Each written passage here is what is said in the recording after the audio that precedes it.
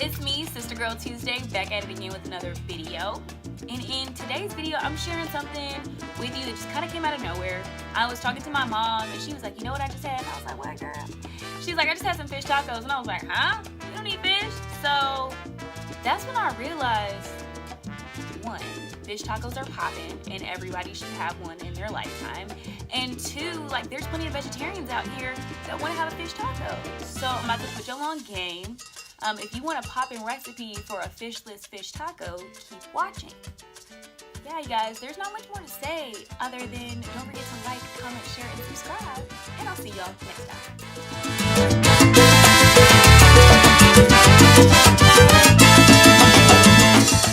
Alright, the first thing you're going to do is preheat your oven to 450 degrees, following the instructions on the packaging. Now you'll take your fishless fillets and put them on a cookie sheet lined with parchment paper and then pop them into the oven.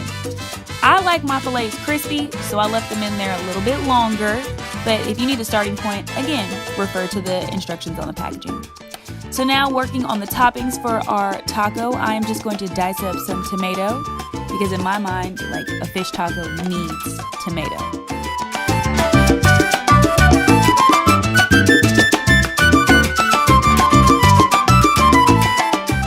Alright, now that I've got my tomato diced up, I'm going to go ahead and repeat the same steps with my onion. Go ahead and dice it up so it can garnish the taco.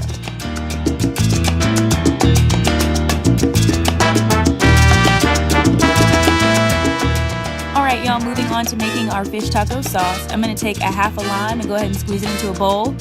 It helps if you roll the lime first. And then I'm just going to add to it some sour cream, followed by some mayo. And I know how this looks, y'all, but give it a chance, okay? Then I'm going to season it up with some garlic powder and some sriracha. This works best if you have an actual full bottle of sriracha. Nonetheless, I got the flavor on point, so give everything a good mix. And now it's just on to the assembly. Corn tortilla, cabbage, the filet, the onions and tomatoes with the avocado, which is optional, but is poppin' if you have it. And then I'm just gonna put the sauce and garnish with a little bit of cotija cheese. Y'all, that's it to having a fire fish taco without fish.